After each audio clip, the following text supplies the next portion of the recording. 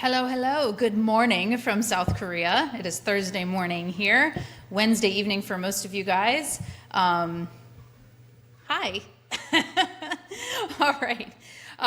Before we dive in, today we're going to talk about what actually works for fat loss now. Okay, so this is day 3 of my Fat Loss Over 40 series. As a reminder, we have a lot of new people in the group this week, so if you are watching this either live or on the replay, please comment below replay, by the way, if that is you, so I know you're here, I know you're engaged, I know you're excited. I'm Jaime, personal trainer, nutrition coach. I started this group a while ago. Clearly, I have my own business as well, so if you're interested, you can ask me questions about that. However, I've been doing this series because I turned 40 on the 13th, so 2 days ago I turned 40, and I just randomly had this idea because this is such a hot topic, right? Talking about fat loss in general for women, but especially as we get older, especially as we start looking at perimenopause and menopause and hormone changes, and I mean, even aside from that stuff, just the lifestyle changes we have now, like a lot of us are parents, working, married, households to maintain, and all of that stuff definitely makes fat loss a lot harder. And so I think it's very important to be able to talk about it. Now, I'm currently in a fat loss phase. I'm having an extremely successful fat loss phase, probably the best that I've had in years, and I just turned 40, and I ate whatever the heck I wanted on my 40th birthday and was still able to see progress on the scale, not the next day, but the day after that. So I thought this was a great time to talk about it. Next week, we are doing a free 2-week fat loss jumpstart challenge. Yes, it's only 2 weeks. Are you going to lose all the fat that you want in 2 weeks? No, obviously not. But for a lot of people, depending on where you are in the process, whether you are currently in a fat loss phase and you could just really use that structure, accountability, something to break up the mundane, because I know how that feels when you're in a fat loss phase and you're just like, all right, I'm like trudging through this at this point. That's what me and my clients, who not all of my clients right now are going through fat loss phases, but a lot of us are because it's May and that's very common. So for them, this is something that can just add a little bit, like I said, break up the mundane and make it a little bit easier to push through because we have a community and a little bit of oomph and fun, right, going into it. But even if you haven't started a fat loss phase, or you're not interested in starting a fat loss phase, or you're not really sure how to do it, whatever your reason, if you want structure and accountability around your fitness goals, even if it's not necessarily fat loss right now, I've got you covered for this. I'm going to set you up exactly what you need. Completely free. So it's a 2-week challenge. Get that structure, accountability, coaching from me. The link is below, so sign up. There's literally no reason not to because no strings attached, all right? So join us for that. It's going to be awesome. So this is the Fat Loss Over 40 series. I don't remember, day 1 and day 2 about why it's harder. Go back and watch those. Why it's harder as we get older. But today I'm going to talk about what actually works for fat loss now, really kind of focused on training and a little bit about nutrition as well. And then tomorrow I'm going to dive a little bit deeper into nutrition. All right. And then during the fat loss challenge, I'll be talking a lot more in depth about these things. So please make sure you join for that as well. So registration's open. The link is in the comments. Let's get started. So strength training. We know that strength training is really the foundation. If you want fat loss that lasts, you have to keep your muscle. We start to lose muscle after 30 if we're not actively fighting against it. Hopefully everybody here is already either strength training or like is ready to start strength training, okay? You have to keep your muscle and hopefully work to build more of it, right? Lifting, strength training, even extremely heavy, does not make you bulky, okay? It's going to make you resilient. It's going to make you leaner. It's going to make you more metabolically active. So we want that muscle. Your body naturally starts losing muscle after 30, so you have to fight to keep it now.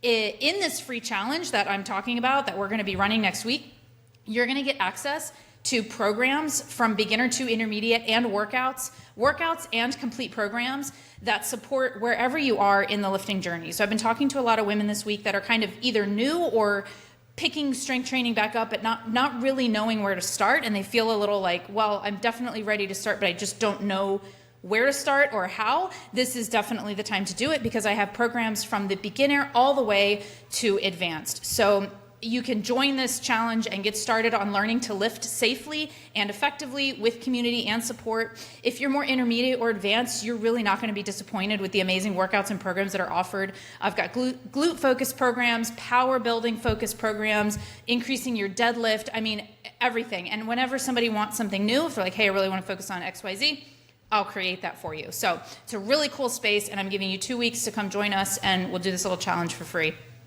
So we need to have that foundation of strength training. That's really the thing that I think we still underestimate as women, is the importance of proper strength training, okay? And then number 2 is not gonna be excessive cardio. It's going to be NEAT, which you guys have, I'm sure, have heard of this before.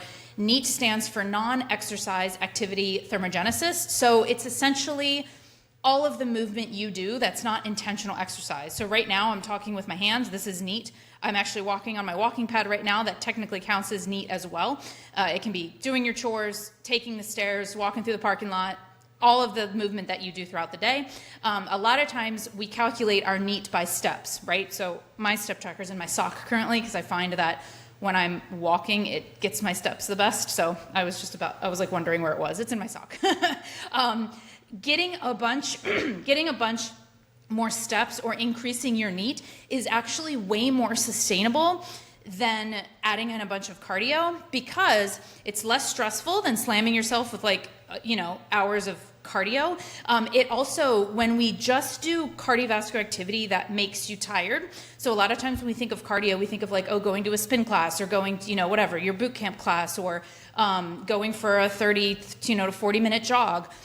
It's not bad for you. All exercise is good for you, so I want to make that very clear. But it's really making you tired without necessarily putting your body in a situation where it has to adapt.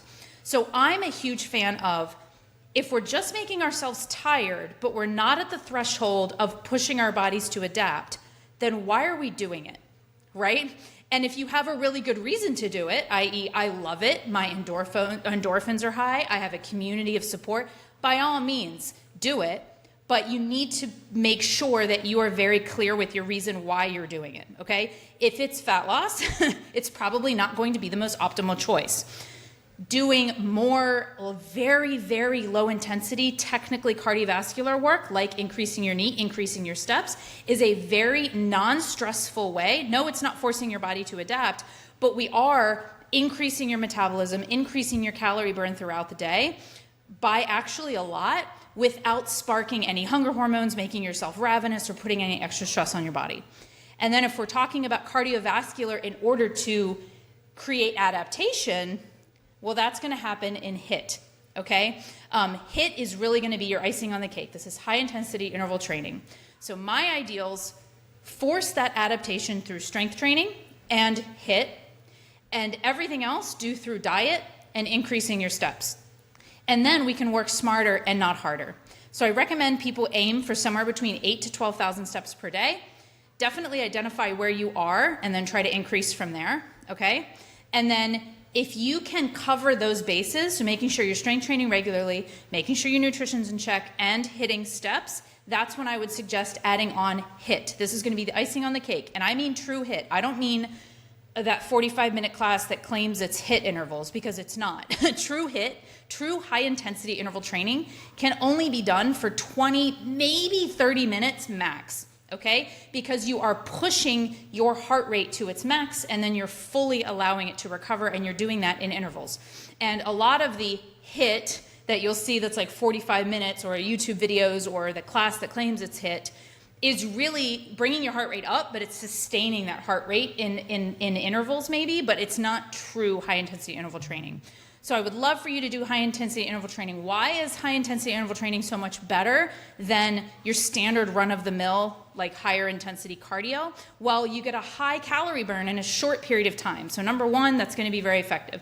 15, 20 minutes max, and your calorie burn is pretty high. You're also going to have that epoch afterburn effect, okay? So because you're using a different metabolic pathway, you get a higher afterburn, which is essentially the amount of calories your body burns after having done the exercise, whereas traditional cardio, you really don't have that at all. Your calorie burn goes right back to baseline afterwards, whereas strength training and HIIT both increase it long-term afterwards. You're gonna help preserve muscle because it's using an anaerobic pathway. It's not using the aerobic pathway in your body, which is science, and we don't have to get into that, but you do. HIIT helps preserve muscle. You're gonna directly target belly fat, which we know is something that women struggle with as we get older, is that a preference to store body fat in the belly, right? HIIT is the one thing that has been shown to directly target belly fat, especially if you're doing sprint interval training. So if you're doing sprints as your form of HIIT, it can be even more effective. It's going to help support hormonal balance. Am I promising it's going to fix all your hormones? Absolutely not. But HIIT, it better supports hormone balance because HIIT, high intensity interval training, is less likely to elevate cortisol levels chronically. Yes, it's going to elevate cortisol levels while you're doing the exercise, but that is normal and that's expected. But again, we're forcing adaptations through HIIT. We're forcing our body to change in order to adapt to what we're putting it through, right? That's what we want. We want adaptations, and hormones is one of those areas where it does this.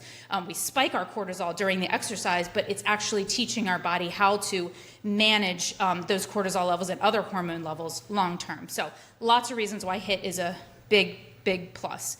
And then, so we've covered exercise, protein, right? Protein. Most women focus too much still on less food and then more cardio. And the better combo really is going to be moderate amounts of food. So we do want to moderate that intake, but high protein, strength training, and that daily movement. And then the fourth magical one is patience. All right? This combo is going to help preserve muscle, burn more calories, keep hunger and energy levels in check, okay? Here's something. You don't have to track your macros or your calories, but your macros and your calories will always matter. So it doesn't really matter if you track them, but they will always matter in the equation of what's happening with your body. So kind of like budgeting, there's a couple of ways to approach if you want to start managing your money, okay? And I love this analogy because it's so practical, all right? It's like budgeting, right? So if you wanted to manage your money, you wanted to save up for some trip. So that's the equivalent of like trying to get fat loss. You want to save up for this epic vacation. You're probably going to start tracking your dollars. You're going to see what's going out and what's going in. Some people really don't like tracking those numbers. It's too tedious. Now, we all know, we've probably all done budgeting at some point. Once you get past the initial number gathering, it's actually quite easy to maintain it. Same with macro tracking. It takes some work in the beginning. We have to gather numbers. We have to learn the system. But once you do, 5 minutes a day. That's all it takes me. In a fat loss phase, 5 minutes a day on MyFitnessPal, all right? It gets very easy. But the initial, yes, it takes some time, right? But if there's people that don't want to budget and don't want to go through that process, one thing they can do is say, well, you know what? In order to save money, I'm not going to budget because I don't like numbers and they stress me out. I'm just going to stop eating out. No more eating out, no more coffee shops, no more eating out, nothing. And so they completely stop eating out, okay? Now that will work because the dollars still matter.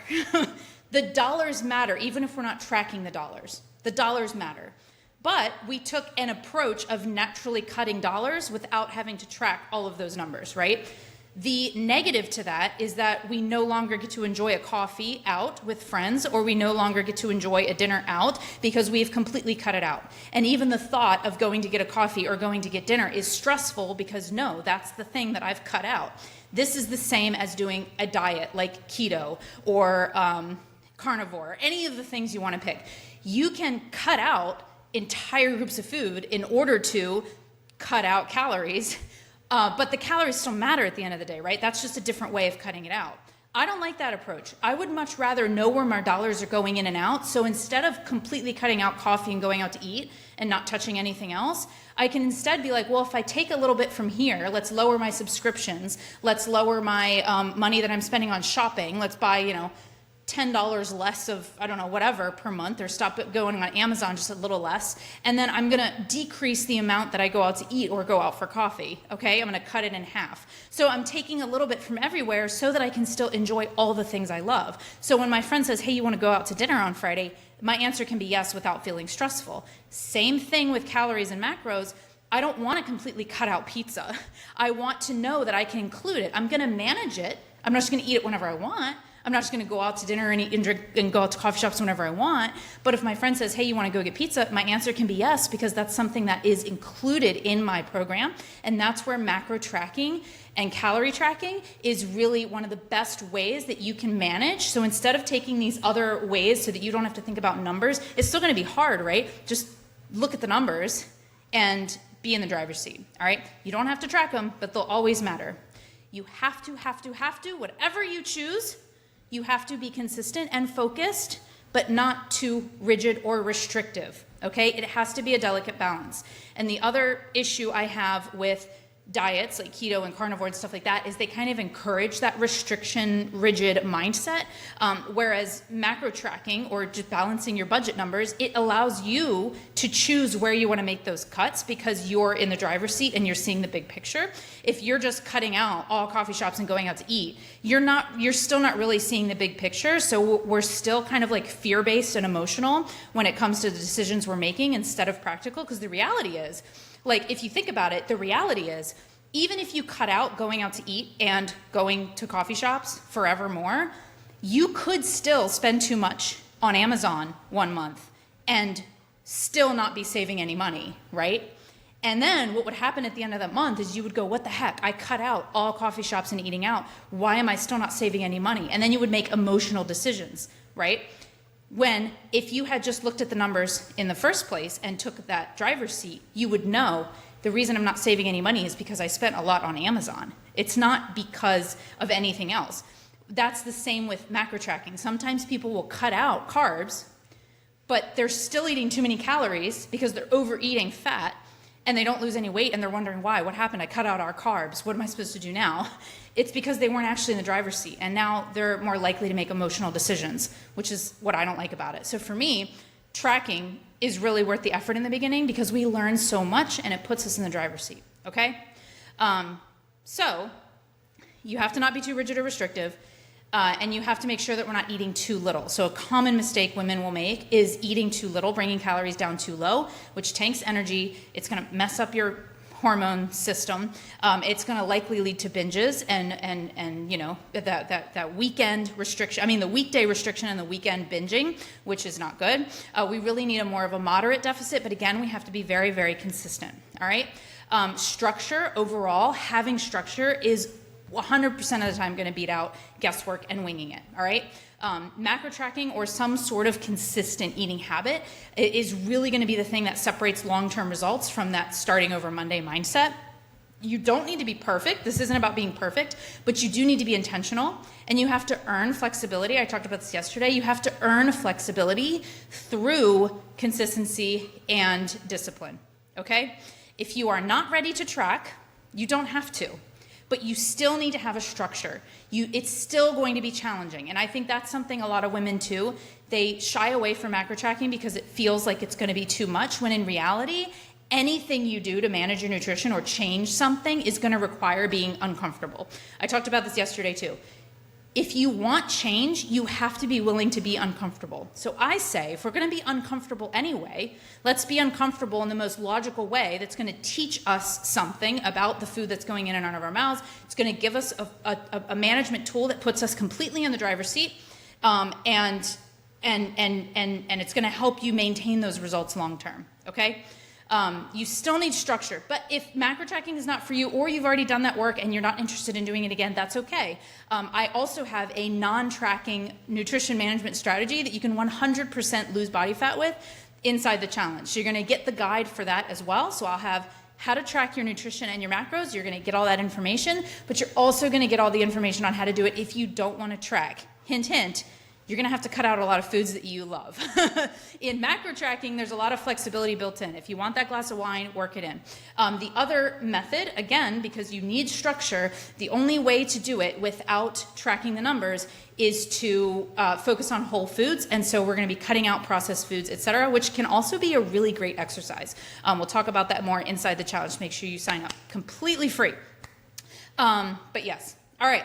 So if you're hearing all of this and you're thinking, this makes sense, but I need help putting it into action. I need the structure. I need the accountability. That's why you're joining the 2-week Jumpstart Challenge, all right? We start next week. You're going to get the programs. You're going to get workouts. You're going to get nutrition guides for tracking and non-tracking, and recipes and meal plans, all the things you need. Support and accountability from me, an amazing group of women that is excited to do the exact same thing you are, so we get that support, right, from a group. No guessing, just smart fat loss that's going to work for you, your body, and where you're at now. So sign up in the link below. Thank you so much for being here. Tomorrow, I think we're going to talk a little bit more about nutrition. I don't remember. I say that, but come tomorrow, day 4. I should know. I should know. Hold on, guys. I'm going to find out. What are we talking about tomorrow? If you're here live, by the way, please say hello. If there's anything that you want to know more about, please let me know so I can make sure that I cover it. Day 4, common mistakes that women over 40 make with fat loss. So there we go. And it will definitely cover more nutrition. But we're going to cover common mistakes that women over 40 make when it comes to fat loss. And day 5, the last day of this series, we're going to cover why you're not consistent and how you can fix it for good. Because consistency, we know, is what we really need in order to see long-term results. Awesome, ladies. Thanks for being here. Fat loss over 40, totally possible. Can't wait to see you inside the challenge. Make sure you get registered, save your spot. I do have limited seats. I don't know how many there are, but I do know that it's limited because my software is telling me that I'm reaching my cap. So make sure that you reserve your spot. Chat soon.